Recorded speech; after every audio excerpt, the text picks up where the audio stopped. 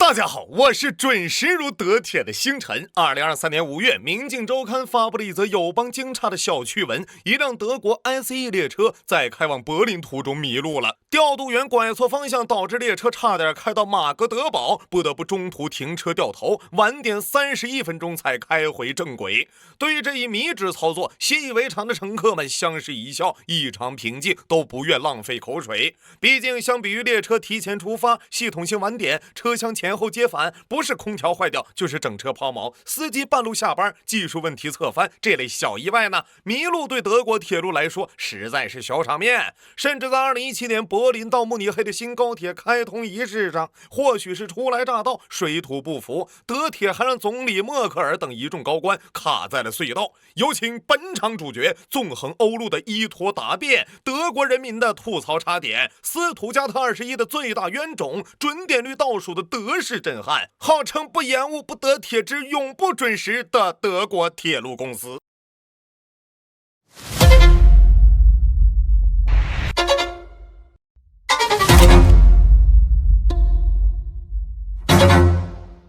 Dann wird sich das von Monat zu Monat verbessern und wir müssen jetzt uns noch einmal anstrengen. Ganz schlimm, ganz schlimm. Wir haben keine Führungskräfte mehr mit wirklicher Eisenbahnqualifikation.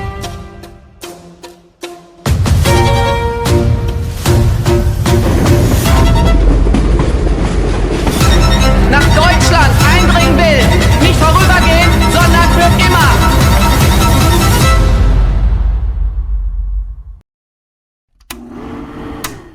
提到德国铁路，大家能想到什么？严谨守时的准点神话，亦或是持续烂尾的斯图加特21？经常看星辰的都知道，铁路之于德国，就如国足之于中国，都是能让世界人民抛弃偏见的国运平衡器。关于德铁的冷笑话，更是狠狠破除了德国人没有幽默感的刻板印象。比如，在德国卧轨的人90%是饿死的，为啥是90%呢？因为还有1成等太久决定不死了。问：意大利黑手党跟德铁有什么异同？答：都抢钱，但黑手党更有组织。德铁高管死后因罪孽深重被下了地狱，魔鬼惩罚他们的办法就是循环乘坐慕尼黑到柏林的火车。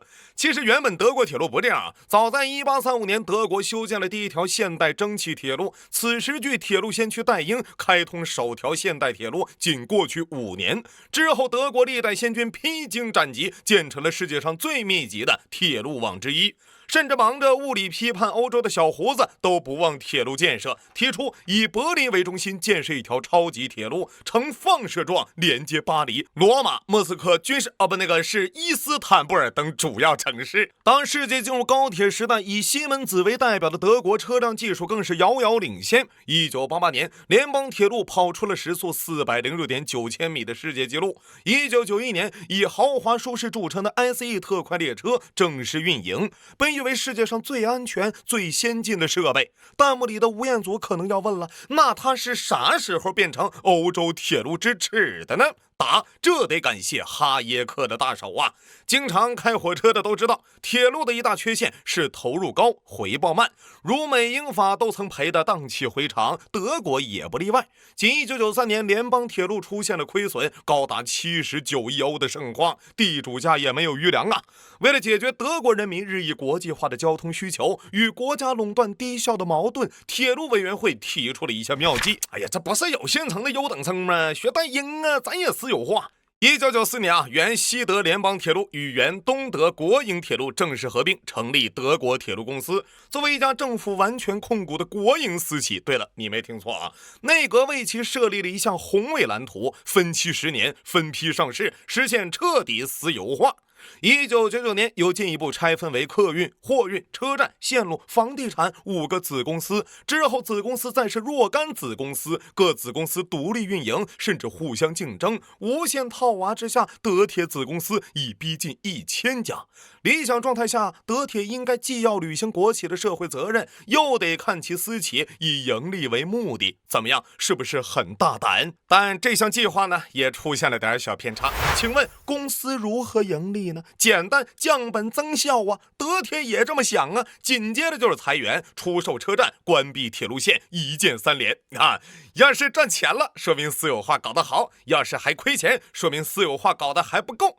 为了最大限度提高利润，从2000年开始，近一半的铁路道岔、指示信号灯都应拆尽拆，不赚钱的线路通通砍掉，甚至连副线铁路也被拆为单线铁路，以至于客车、货车混跑，高铁朴素混跑，导致路网乱成一锅粥。图啥？图160吗？好消息是，改革第一年德铁成功扭亏为盈，到1998年，客运量增长12%，货运量增长14.9%。坏消息是，德国铁路里程从1995年的4.1万公里负增长到2023年的3.3万公里。拆掉的铁路比我当年喝过的酱油都多呀！员工更是看到剩下不足一半，副作用呢也很快显现。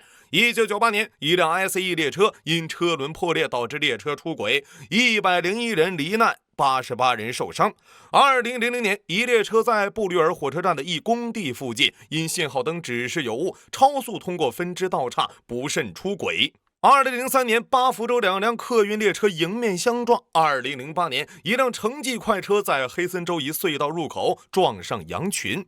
更难崩的是，还记得那个10年前的私有化上市计划吗？眼看事故年年累加，2008年，议会老爷们好不容易顶着压力通过，结果金融海啸一浪拍过来，上市计划无限延期。此时的德铁属于私有上市全泡汤，基础设施老化光，列车延误不断涨，运营服务疯狂降。现在问题来了，如果你是德铁 CEO， 你会怎么办呢？恭喜你答对了，搞钱修路。只不过嘛，作为一个国营私企，修路最重要的是什么？社会责任？不对。盈利也不对，是边盈利边履行责任。2017年德铁公司宣布，柏林到慕尼黑的快速铁路线完成改造，成功开通，预计行程将从6小时缩短到4小时。德铁 CEO 理查德呢，更是兴奋地向民众表示这是德国最现代化的铁路，将带来速度上的新飞跃。为了庆祝这条1991年规划、1996年动工，前后用时25年，平均速度高达160千米每小时的伟大工程，首航庆典当天，总理默克尔、交通部长、德铁 CEO 等150名政要嘉宾搭乘德铁最快车型之一城际快车短跑健将，从柏林出发，亲自体验。好消息是列车抵达慕尼黑时提前了足足1分钟。坏消息是返程途中当众抛锚3次，甚至因控制系统问题导致列车卡在了隧道。车上的记者嘉宾立刻粉转黑，纷纷吐槽。好消息是，经过工程师力挽狂澜最后成功晚点75分钟，属于是提速了。也没完全提坏消息是，正式运营第一天，一辆列车中途故障，严重趴窝，最后晚点2小时，一举追平了升级前的行程。好消息是，不管晚点如何，票价倒是涨上来了。第二天又一趟列车意外取消，所幸原因未知。忍无可忍的南德意日报痛批这条耗资铁路线是德国的耻辱。别急，还有高手呢。还记得之前聊的那个可持续烂尾的斯图加特2·1火车站改造吗？除了倒霉催的环保组织外，其实工程延误最重要的问题就是德铁公司在地质有问题的位置设计了个地下贯通式车站。您猜怎么着？根据路边社消息，原来德铁高层的初衷就是将车站地下化，腾出大片热门地段，方便炒房地产。为了搞钱德铁还开发了不少小妙招，比如将大量资金用于更赚钱的海外物流以及金融收购。2006年，德铁物流以11亿美刀收购美国的巴斯克全球，晋升全球第2大物流集团。之后接连控股了英国公交、瑞典城际，并与法国国铁共同运营法兰克福至巴黎的铁路线，凭借大把撒钱在海外赚得盆满钵满。什么德国铁路，那不是能跑车吗？后来坊间有诗一首：薄雾浓云愁永昼，铁路太老旧，伟大哈耶克，国企私营，地库都亏够。降本增效裁员后，有总理出秀，莫道不晚点，怕我抛锚，车比名声臭。很快啊，忙着赚钱的德铁就给了德国人民一点大大的震撼。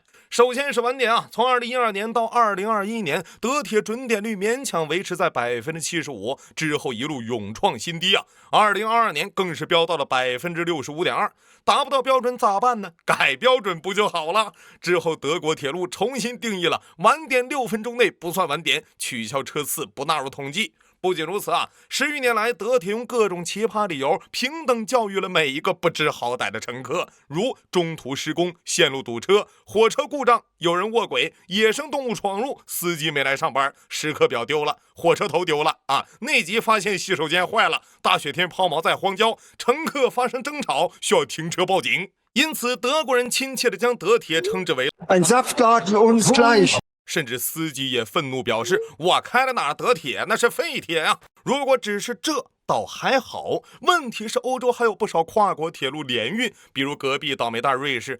2023年，瑞士火车的准点率为92.5%，但即便重新定义晚点的德国，仍然只有64%，所以经常出现德国火车扰乱瑞士铁路网的壮观场面。为了坚决与隔壁的差生划清界限，瑞士直接筑起物理壁垒。仅2014年第一季度啊，就超10%的德国火车被瑞士禁止入境，乘客必须在边境车站下车，换乘大巴前往瑞士车站换乘。而瑞士交通局局长弗格利斯塔勒还不忘吐槽：“这个德国铁路啊是问题儿童，德国人现在比意大利人更不可靠。”当然了，你要说他啥事儿没干也不对。为了缓解晚点焦虑问题，从去年起，德铁便在部分车厢分发使人平静的香氛系统。你别问晚没晚点，你就说缓没缓解吧。另外啊，德铁承诺晚点包赔，晚点超60分钟可获赔票价的25%，超120分钟获赔50%。如果因罢工被取消，乘客可退还全部旅费，这是真的啊！仅2023年。就支付了1.32亿欧赔偿金呐！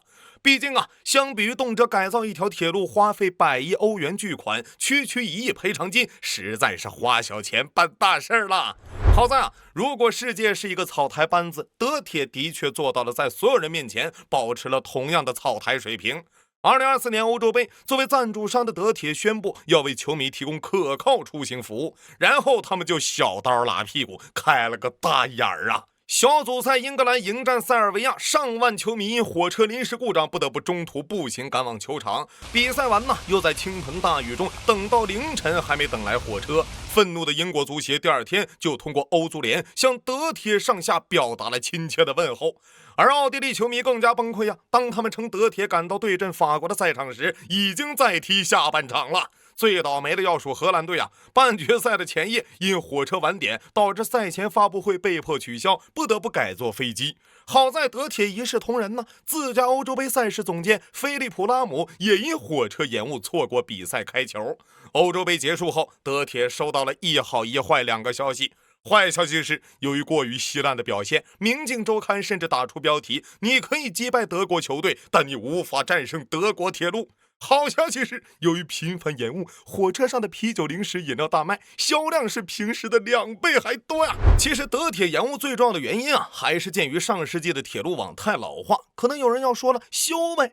问题又来了。作为目标上市的国营私企，节约成本获得盈利，从而升官发财，或是举债修路，结果工程稀烂，被戳脊梁骨，换你怎么选呢？根据德国之声报道，过去20年里，德国铁路基建投资不断减少，但列车运行量却持续增加。隔壁卢森堡和瑞士在铁路基建的人均投资分别为575欧元和450欧元，但德国仅114欧元。为了修路省钱，两难自解。自2000年开始，在修新路和改旧路之间，德铁坚定选择了后者。结果绵延不绝的工地导致了更严重的晚点。2023年11月，德铁月均准点率仅52%了，其中75%的长途火车因为线路上有至少一个建筑工地，导致减速延误。而在德国3.3万公里长的铁路线上，每天施工点最高达850个。至于省钱嘛，前面提到的柏林到慕尼黑的高铁线改造花了100亿欧，斯图加特2·1火车站改造预算更是飙到120亿欧。虽然此时的德铁属于经济形势寸步难行，经营状况靠天险灵，好在高管的工资弥补了这项缺陷。2022年，德铁9名高管基本工资从400万欧元涨到900万欧元。这年6月，巴伐利亚州发生火车脱轨，导致数人死亡。2023年，德铁 CEO 理查德荣获97万欧的工资及超126万欧奖金。这一年因施工问题，德铁创下10年来最低准点率。更神奇的是，在监事会完全不知情下，德铁一直聘请前管理人员担任顾问。仅2008年到2018年间，公司向这些前管理支付了1300万欧元，而他们离职后没有为德铁做任何工作，属于纯白嫖。在如此步步升级、万物竞发的形势下，奇特的国营私企制产生的政商甩锅也开始发力。德国乘客协会谴责德铁是国家笑话，是政客多年来对铁路建设的忽视。联邦议员朗格则痛斥德铁的问题是经营不善，呼吁撤换管理层。德铁的工人们也没闲着。2023年11月，德国铁路工会提出要求涨薪13%，并将每周工作降低为35小时，随即罢工20小时。眼看老爷们不同意，1月再次发起史无前例的6天罢工，导致德国铁路全面瘫痪，经济损失高达数十亿美元。好不容易得到加薪，2月、3月继续罢工，最终成功将每周工作时长降为35小时。无休止的罢工进一步加剧了德铁的晚点，但工会还表态，未来罢工不会像过去那样提前48小时通知，想罢就罢，说罢就罢，多快好省的罢，稳中有升的罢。2022年6月，为了贯彻政府节能减排的号召，德铁推出9欧月票，每月仅需9欧即可乘坐除 ICE 外的列车畅行全国。但猛增的客流导致德铁进一步火车更加拥挤，晚点更加严重，甚至人手不足。而低廉的票价则让德铁负债再攀新高。此处我有一联，上联管理不善，高管血赚，一声罢工全面瘫痪；下联线路裁减，事故难免，百处施工批量晚点。德国铁路曾经拥有超 7.8 万公里铁轨，13万个道岔，准点率超 90%， 但私有化后 1.7 万公里铁轨被拆除，1/2道岔逐渐消失，大量火车站被关闭，无数线路停运。2018年，德国交通部长郑重承诺推出时刻表战略，放话要增加列车班次，优化时刻表安排，以便实现更快更准时的列车运行。只不过这项计划目前预计推迟40年，到2070年落地。2024年，德铁公司 CEO 理查德·卢茨表示，德国必须恢复拥有快速准点火车的高效国家的声誉，我们不能再局限于修补，而是要彻底更新一切。随即，德铁启动重大改造计划，宣布要扩建更新2000多公里轨道、2000个道岔、150座桥梁和1000个车站，阻止铁路老化。未来6年还将斥资880亿欧对40条铁路进行现代化改造。但如此宏伟蓝图背后却是千疮百孔的现状。目前德铁负债约330亿欧元，仅2024年上半年亏损就高达12亿欧，而由德铁主持的斯图加特火车站改造预算120亿欧都不够，修建17年完工遥遥无期。当年因为亏损开始搞私有化，多年后债务不仅丝毫未减，反而进一步扩大，这大概也是一种 callback 吧。如今的德铁越来越像2012年德国乐队的德铁颂唱的那样。Meine Damen, meine Herren, danke, dass Sie mit uns reisen, zu abgefahrenen Preisen, auf abgefahrenen Gleisen.